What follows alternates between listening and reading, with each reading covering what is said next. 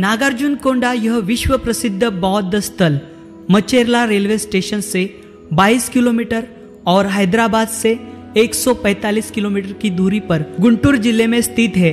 इस जगह से आचार्य नागार्जुन जी ने महायान पंथ का प्रथम प्रस्तावित किया तथा उन्होंने अपने अंतिम दिन नागार्जुन सागर के इसी पहाड़ी पर गुजारे थे, जिसे श्री पर्वता कहा गया है। इस जगह की खोज सन 1926 में की गई और कई सारे पुरातत्व शास्त्रज्ञों ने यहाँ पर उत्खनन किया। साल 1953 और 1954 साथ ही 1962 और 1963 में इस जगह में महास्तूप, विहार, अखाड़े, स्नान कक्ष और अवशेष पाए गए, जैसे बुद्ध चित्र, मनके, सिक्के, विविध प्रकार के शिल्प, शिलालेख, विविध स्तंभ और सभी प्रकार के ऐतिहासिक अवशेष पाए गए।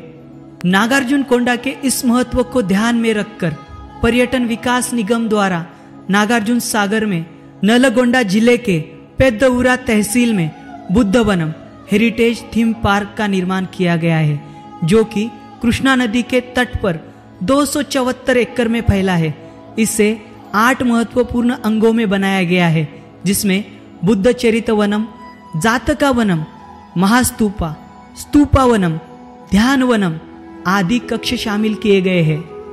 अभी हम यहाँ का चौथा सेगमेंट यानी कि चौथा महत्वपूर्ण यहाँ का एक हिस्सा देख रहे हैं और यहाँ पर हमारे पीछे यह स्तूपा वनम है, यानी कि यहाँ पर स्तूपों की गैलरी है। विविध देशों की कल्पना लेकर और भारत में से अलग अलग जगह की कल्पना लेकर यहाँ पर स्तूप निर्माण किए गए हैं। तो हम सर से जानकारी लेंगे। चलिए आइए सर। ये 5वां सेगमेंट में स्तूपा वनम बोलते हैं। स्तूपा वनम में डिफरेंट स्तूपा आर्किटेक्चर स्टाइल्स है ना, वो स्टाइल्स का फीचर्स लेके और रिप्लिका स्तूपास बना दिया इधर। पूरा 13 स्तूपास है। 13 स्तूपास के लिए एक 5 स्तूपास इंडिया का है, कार्ला, अजंता, सांची, सारनाथ। केव्स के रिप्लिका, केव्स का ओरिजिनल इमेज लेके पूरा इधर रिप्लिका बना दिया। और रिप्लिका में अजंता, कार्ला, सांची, सारनाथ, माणिक्याला और डिफरेंट कंट्रीज़ के लिए, साउथ ईस्ट एशियन कंट्रीज़ के लिए बाकी 8 स्तूपा बना दिया। पूरा 13 स्तूपास का सेगमेंट्स है। वो 3 सेक्टर्स है। तीन सेक्टर्स में दक्षिण एशिया देशों का स्तूपा निर्माण किया इधर। जी हाँ। स्तूपास का different architecture styles, stupas varieties और देर कल्चरल स्टाइल में, आर्किटेक्चर स्टाइल में इधर रिप्लिकास बना दिया। टोटल कितने हैं? टोटल 13 स्तूपास है। 13। चलिए, और 13 और भी कुछ हो रहे, बना रहे और कंस्ट्रक्ट? और भी कुछ बाकी है। वो बोरोबुदुर का है और बोरोबुदुर का बना है, इधर बनाना पड़ता है इधर। वो भी कॉन्सेप्ट है, मगर वो आने का समय में, जी आने वाले समय में कंस्ट्रक्शन कर। तो यहाँ पर अभी हम पहले हिस्से में आए, यहाँ के पहला जो स्तूप की गैलरी वो देख रहे हैं। यह स्तूप श्रीलंका के अनुराधापुरा जिले में स्थित है। यह स्तूप बुद्ध धातु युक्त गोलार्ध संरचना से बना है। यह पहला ऐसा स्तूप है जिसमें बुद्ध के सबसे अधिक मात्रा में धातु पाए गए हैं। इस स्तूप का निर्माण सिंहलस के राजा दुतुगुगुनु द्वारा किया गया है। मीरपुर खास स्तूप। मीरपुर खास स्तूप, जो कुह जोदारो के नाम से भी जाना जाता है, यह पाकिस्तान के सिंध मीरखास पुरातात्विक स्थल पर एक प्राचीन बौद्ध स्तूप है। इस स्तूप का निर्माण कार्य ईस्वी 5वीं से 6ठी शताब्दी में किया गया है। इस स्तूप का उत्खनन सन 1910 से पहले किया गया है।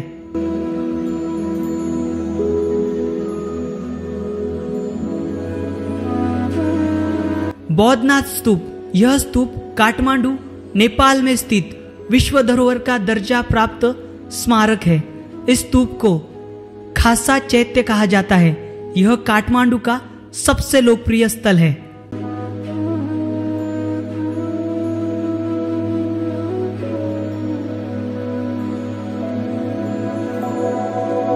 टॉपदरा स्तूप। यह गुंबद के आकार का प्राचीन बौद्ध स्तूप अफगानिस्तान के टॉपदरा में स्थित है।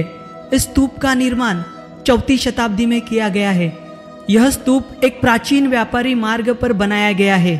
कुषाण साम्राज्य के दौर में यहाँ बड़े पैमाने में बौद्ध स्थलों का निर्माण कार्य हुआ है।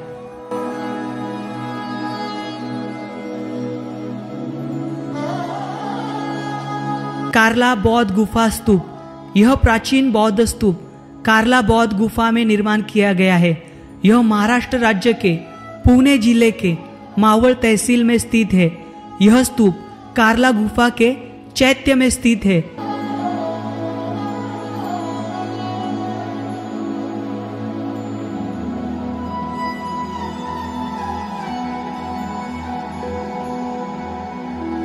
अजंता बौद्ध गुफा स्तूप। यह विश्व प्रसिद्ध प्राचीन बौद्ध गुफा अजंता महाराष्ट्र राज्य के औरंगाबाद जिले में स्थित है।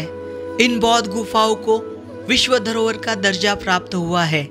इन बौद्ध गुफाओं का निर्माण कार्य ईसा पूर्व 2री शताब्दी से लेकर 5वीं शताब्दी तक चल रहा था। यह भारत देश की सबसे बड़ी बौद्ध गुफा है। सांची बौद्ध स्तूप मध्य प्रदेश राज्य के रायसेन जिले के सांची शहर में स्थित है। सांची का महान स्तूप भारत में सबसे पुरानी पत्थर संरचनाओं में एक है और भारतीय वास्तुकला का एक महत्वपूर्ण स्मारक है। यह मूल रूप से ईसा पूर्व 3री शताब्दी में महान सम्राट अशोक द्वारा साधिकार किया गया था।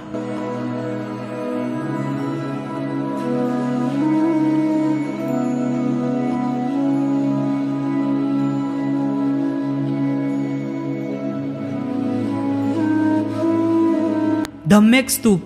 यह स्तूप उत्तर प्रदेश के सारनाथ में स्थित है। यह स्थल बुद्ध से जुड़े महत्वपूर्ण स्थलों में से एक है। यहीं पर तथागत बुद्ध ने धम्मचक्र प्रवर्तन किया था। इस स्तूप का निर्माण कार्य ईसा पूर्व 5वीं शताब्दी में किया गया था। ईसा पूर्व 249 में इसकी संरचना को महान सम्राट अशोक द्वारा पुनर्स्थापित किया गया।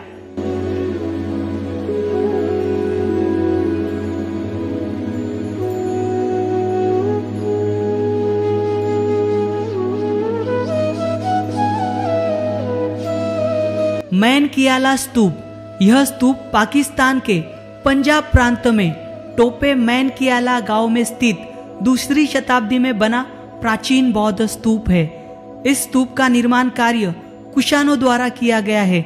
ऐसा कहा जाता है कि सम्राट कनिष्क अक्सर अपने अभियानों के दौर में बुद्ध को सम्मान देने हेतु इस स्तूप का दौरा किया करते थे।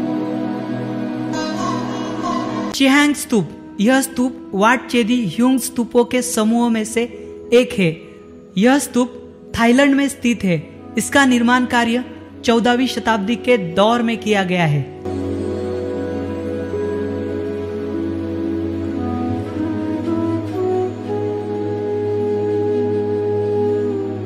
डूड्रुल चार्टन स्तूप। भारतीय राज्य सिक्किम में गंगटोक में डूड्रुल चार्टन स्तूप स्थित है। इस स्तूप को सन 1945 में तिब्बती बौद्ध धर्म नाइटमा ऑर्डर के प्रमुख टुलसिक रिनपोचे द्वारा बनाया गया था।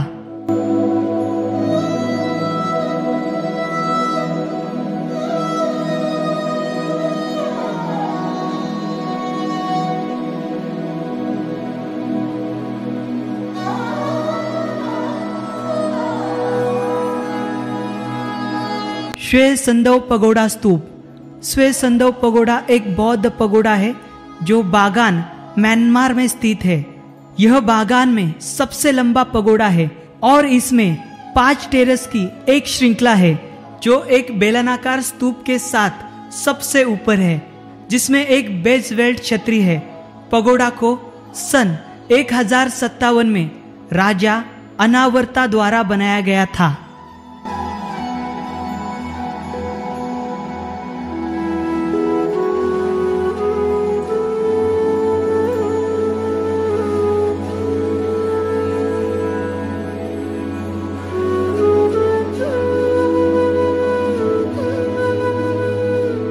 सोगताप पगोड़ा। यह पगोड़ा दक्षिण कोरिया में स्थित है और इसे पत्थर में निर्माण किया गया है। सन 12 दिसंबर 1962 को इस पगोड़ा को राष्ट्रीय खजाने के रूप में नामित किया गया है।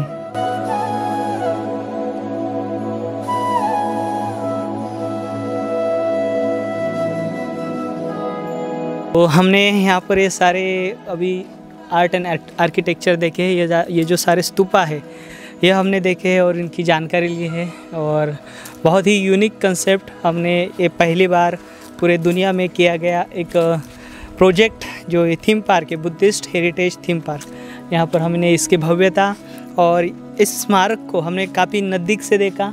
और यहाँ पर आने वाले समय में बौद्ध भिक्षु आएंगे और जो उपासक इसके यहाँ पर आएंगे तो उन्हें यहाँ पर आके एक अनुभूति अलग मिलेगी।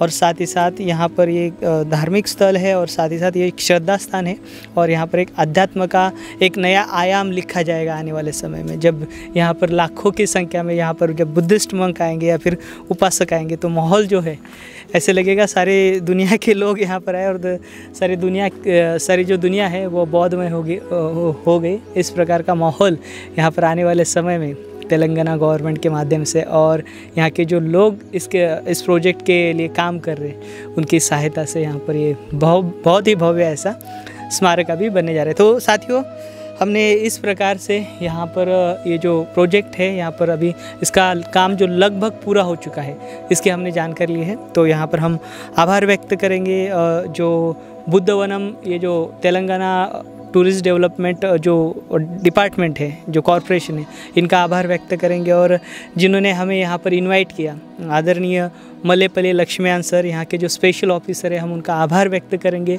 उन्होंने यह हमें अपॉर्चुनिटी दी, इस स्थल को हमें देखने का मौका मिला और साथ ही साथ आपको भी दिखाने का एक सुनहरा मौका मिला हमें। तो इसके लिए हम सर का आभार व्यक्त करेंगे। साथ ही साथ शिवनागी रेड्डी सर का भी आभार व्यक्त करेंगे, जो कि बहुत बड़े आर्कियोलॉजिस्ट है और साथ ही साथ विद्वान है। वह उन्हें बहुत सारी जानकारी इन स्थलों की है, प्राचीन बौद्ध स्थलों की, और यूनिक कंसेप्ट उनके पास है, तो उनका आभार व्यक्त करेंगे। और साथ ही साथ हमारे साथ यहाँ पर सुधान रेड्डी सर आए थे, वह भी बुद्धवनम प्रोजेक्ट में काम करते हैं, उनका भी आभार व्यक्त करेंगे। और साथ ही साथ हमारे साथ यहाँ के ये जो प्रोजेक्ट है डिज़ाइन प्रोजेक्ट इंचार्ज यहाँ के श्याम सुंदर सर है, श्याम सुंदर सर का भी आभार व्यक्त करेंगे। सर, आपने मौका दिया तो आभार, क्योंकि आप यहाँ पर हमें आना है आने वाले समय में। और यहाँ पे ये जो स्थल, ये जो हेरिटेज जो पार्क यहाँ पर बनाया गया, यहाँ आंध्र प्रदेश, तेलंगाना और साथ ही साथ यहाँ के आजू बाजू के स्टेट हो या फिर दुनिया भर में और साथ ही साथ देश भर में जितने भी प्राचीन स्थल है उनकी यहाँ पर प्रतिकृति बनाई गई है, रेप्लिका बनाई गई है। ये इसलिए बनाई गई है ताकि आने वाली जो पीढ़ी है उसको अपनी संस्कृति और अपनी सभ्यता वह पहचान सके और वह इन प्राचीन बौद्ध स्थलों के ऊपर जा सके या फिर उनका आकर्षण इन बौद्ध स्थलों के प्रति बढ़े। इसके लिए यह निर्माण हुआ है। सर, आप कुछ कहना चाहेंगे? Thank you so much. आप इधर पुणे से आए, आप बोधिसत्वा चैनल का ऊपर आप बहुत वीडियोस बोधिसत्वा चैनल में वो इसको दुनिया को दिखाए।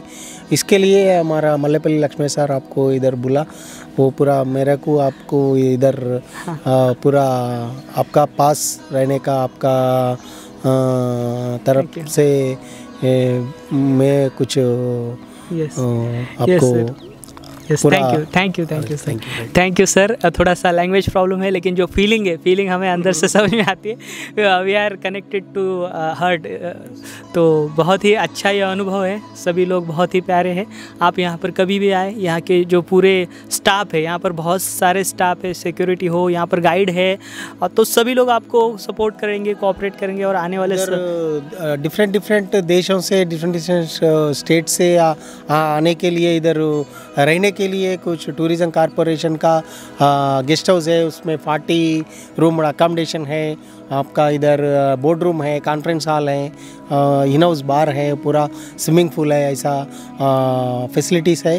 वो कोई देश से आने का उसका फूड भी मिलता है, कुजीन मिलता, वो लोगों की कुछ कोई तकलीफ नहीं रहता। जी हाँ। आपको इधर रहने का है, कॉन्फ्रेंस करने का जगह है, टोटल इधर इंफ्रास्ट्रक्चर है। जी हाँ। आप इधर कोई देश से आने लोगों का जी हाँ। आ सकते हैं। उनके पूरा अकोमोडेशन होगा उनका रहने पूरा बुद्धिस्ट हेरिटेज, हमारा past glory of Buddhist heritage इधर रिप्रेजेंट करने का है।